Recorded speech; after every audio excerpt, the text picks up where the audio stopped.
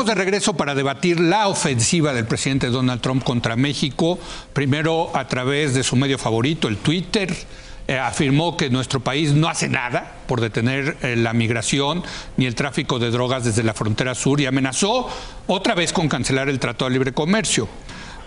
También se quejó de que las leyes migratorias de su país son muy laxas y urgió a los republicanos para utilizar su mayoría en el Congreso para endurecerlas.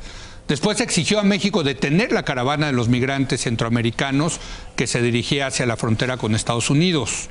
Trump también anunció la militarización de la frontera con México para impedir la entrada de indocumentados y de drogas y finalmente decretó el envío de la Guardia Nacional.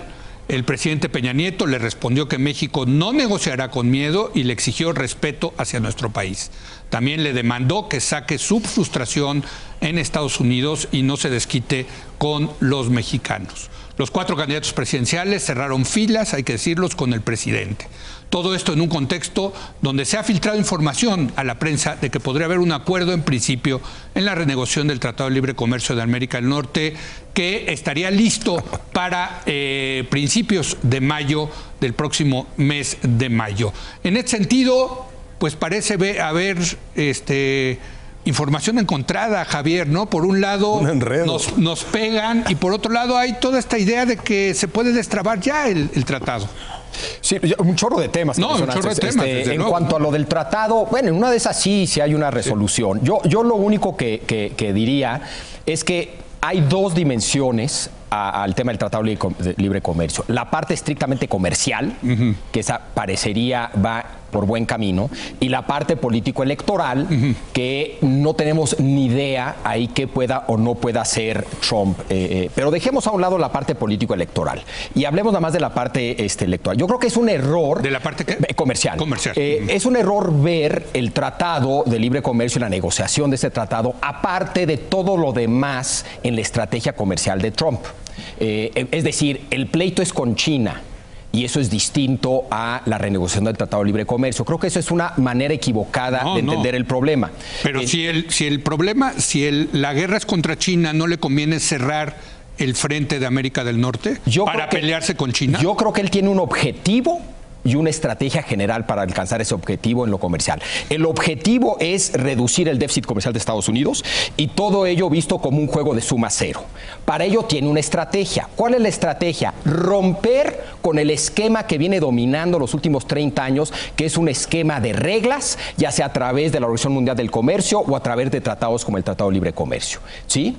Romper con esas reglas y amenazar a los países bajo el argumento de que Estados Unidos es el mercado más grandote y que si quieres parte de ese mercado tienes que dar concesiones, ¿sí? Y opera en 3 pistas: amenazas personales, él a empresas, amenazas unilaterales, aranceles y amenazas de renegociación de tratados. Pensar que solamente operas en una de las pistas, mañana vamos a suponer que sale el tratado. Pasado mañana nos pone un arancel o empieza a amenazar a empresas. Es decir, no nos vamos a zafar de esta. Pero a ver, el problema de fondo, ahí quiero decirlo, es que si tú quieres bajar el déficit comercial de un país, no lo vas a lograr a través de esto. Ok, ¿ya se lo explicaste a Trump? No, ya se lo explicaron todo el mundo y no hace caso. Okay. Nada más para que quede claro que él puede tener esa idea. Pues sí. Él puede tener esa idea, pero de que lo va a lograr, no lo va a lograr. Porque para bajar el déficit comercial de una nación, tiene que bajar el consumo de esa nación y ahorrar más esa nación. De que lo va a tratar, lo va a tratar. Sí. Entonces, por ejemplo, Corea del Sur. Sí. Ya salió ese tratado. Sí, correcto. Ya lo renegociaron. ¿Cuál fue una de las principales concesiones de Corea del Sur? Voluntariamente reducir sus exportaciones de acero a Estados Unidos. Sí. ¿No? Entonces, ¿eso ayuda al déficit con Estados Unidos? No sé. Porque en lugar de Corea del Sur se los va a tener que importar de otro lado. Claro, de acuerdo, pero claramente él lo cree, Leo. Ajá. Y así está funcionando. Entonces, vamos a suponer que sí sale una negociación. La primera pregunta es, ¿cuál fue el costo?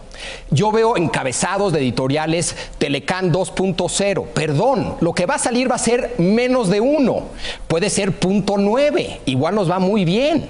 Puede ser 0.7. No tan mal. O puede ser 0.3. Vamos a ver cuáles son las concesiones. Yo veo el encabezado, se renegocia el Tratado de Libre Comercio, el dólar llega a 17 pesos. estupendo encabezado, maravilloso para el gobierno y su candidato. De eso no tengo la menor duda. A mí me queda clarísimo que lo que quiere este gobierno es un acuerdo. La pregunta es cuál es el costo para el país, para la economía del país en el mediano plazo, no solamente el impacto electoral, pero ahí estoy totalmente de acuerdo contigo. De hecho, desde el primer día el enfoque de este gobierno es vamos a sacar el Tratado de Libre Comercio cueste lo que cueste. También el costo será en otros temas. Probablemente. Vamos a dejar a Jorge. Jorge, supongo que tienes muchas cosas que decir. En primer lugar, en efecto, Javier, creo que tiene toda la razón. De lo que se trata para el gobierno, para Peña y para Videgaray, es sacar el tratado a como dé lugar antes de las elecciones, aunque sea un acuerdo muy general, muy de principio, sin ningún detalle, aunque engañen a media humanidad de que ya mero se manda al Senado en México, ya mero se manda a la Cámara de Representantes en Estados Unidos, ya salió, ya se acabó, todo quedó perfecto. No, lo que quieren es el anuncio, Leo, ese que tú dices. Punto.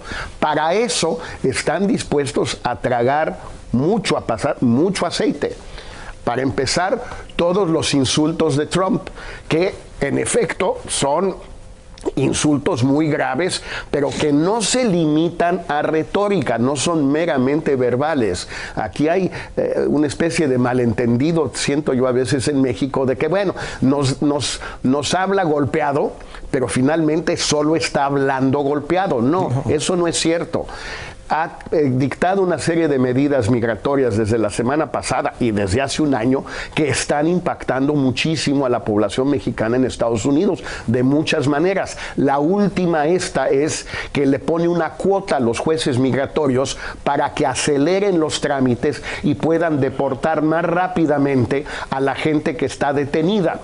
La otra que está impulsando el día de hoy, lo anunciaron ya como un hecho, es el fin de la política de catch and release, o sea, agarrar y soltar como si fueran pescados, sino más bien catch and detain, agarrar y detener a donde se pueda, y que los jueces aceleren los trámites para que los deporten más rápido. Yo no dudo que en los días que vengan o en las semanas que vengan van a empezar a pedirnos, el gobierno no lo va a confesar, que recibamos a los centroamericanos nosotros, porque les cuesta mucho trabajo, mucho dinero, mucho tiempo mandarlos a Honduras. ¿A dónde los quieren mandar? Pues a México. ¿Por qué a México? Es que de ahí vinieron, entonces llévenselos ustedes. Lo va a aceptar el gobierno de México. Como aceptó esta revelación que hay en el Washington Post desde el viernes y en el periódico Reforma desde el sábado, de que hay agentes de Homeland Security de Estados Unidos en las estaciones migratorias del INAMI y en los centros de detención en México, en varias ciudades, que fichan a los centroamericanos sus datos biométricos, etcétera, etcétera, iris, huellas dactilares, todo lo que tú quieras, y en tiempo real los mandan a Estados Unidos.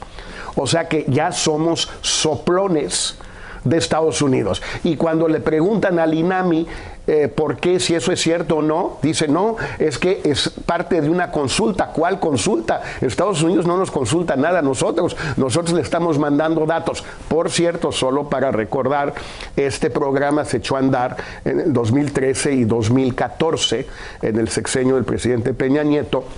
Y aunque Relaciones Exteriores no suele meterse mucho a esto, sí tuvo seguramente que ver algo. Y el secretario de Relaciones Exteriores en esos 2 años, cuando se negoció y se echó a andar este programa, se llamaba José Antonio Meade. Pero quizás tampoco se dio cuenta de eso, ¿no? Héctor. Bueno, es un enredo, ¿no? Es realmente una cosa muy complicada. A mí nada me gustaría más que ver y que fuera efectivo el titular renegociado del tratado, como dices, 2.0 o 3.6. Como le quieran poner. O 7.4. Sí. Tengo muy serias dudas de eso. Me parece que hay el problema de la negociación misma, en la que yo bien no sé en dónde están, pero lo que recuerdo es que había cosas muy complicadas de negociar. Y luego está el problema de Trump, de si le gusta o no le gusta lo que han negociado sus negociadores, a los que puede, con un tuit, correr mañana, como ha corrido. ¿Cuánto lleva? No, pues, entonces, el segundo problema es el señor Trump. El tercer problema es lo que acaba de mencionar Jorge. Faltan los congresos. ¿Quién sabe qué va a ser esa cosa que acuerden en general para dar un golpe, digamos, mediático que ayude a la campaña del candidato oficial? Pero la verdad es que lo único que pueden mandar a los congresos es un tratado en debida forma con los debidos detalles de todo el asunto. ¿Cuánto tiempo se va a tardar el proceso político de la conversación y la negociación de ese tratado en el Senado, en el Congreso americano, en el Congreso canadiense, que nunca lo mencionamos, y en el mexicano? Aquí le da, este Congreso le da trámite rápido. Yo no lo sé. Yo veo muy cambiadas las reglas y muy cambiados los alineamientos de la política mexicana en general. Y yo no sé qué va a hacer el Congreso con un presidente electo ya para cuando este tratado llegue, probablemente en septiembre, al Congreso. La verdad, me parece que estamos contando los huevos de la gallina sin que la gallina haya empezado a ponerlos. Yo soy muy escéptico de que esto pueda concluirse. Hasta no ver, no creer. Y si se concluye, la verdad, mi primera impresión es que habríamos cedido en cosas tan invisibles ahora, pero tan contundentes para el futuro como las que puedan imaginarse en términos de concesiones propiamente comerciales y económicas, o concesiones políticas de la gravedad, de la importancia, de la invisibilidad, porque ese es el otro asunto a que está refiriéndose Jorge con el tema migratorio y esta colaboración, pues francamente represiva, de control de la migración que viene de Centroamérica y ahora probablemente de la recepción de las deportaciones americanas. Me parece que hay demasiadas cosas metidas en este asunto y que valdría muchísimo la pena verlas con cuidado y no correr carreritas que pueden ser muy caras porque están muy apresurados en la cuestión electoral. Yo creo que quizá en esta mesa el más optimista soy yo. Yo tengo que decir que soy más optimista, con cautela, pero optimista, porque veo el tipo de cambio, número uno, que está adelantando una posible resolución, pero porque también veo que la comunidad empresarial y política y militar de Estados Unidos se está movilizando a favor del tratado. Hemos tenido cartas muy importantes de gobernadores, de congresistas, de empresarios, y a mí me parece muy significativa la carta de varios generales del ejército y la Marina de Estados Unidos diciéndole, no, a ver, señor Trump, no se haga bolas, el tratado no es un tema nada más comercial, es un tema de seguridad nacional para nosotros. Bueno, la pregunta es, y se las pongo en la mesa, ¿se puede dar el lujo Donald Trump de tirar todo eso a la basura y decir, yo hago lo que se me pega la gana con respecto al tratado? Jorge.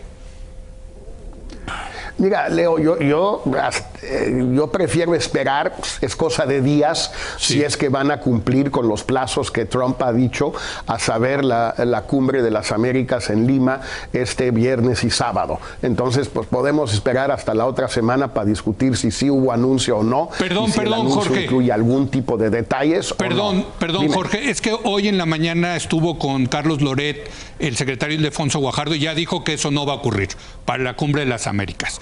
Bueno, que lo que va a ocurrir es para el mayo. primer punto no lo sabía. Para mayo. No, para mayo. O sea, él dice hay un 80% de probabilidad de para mayo.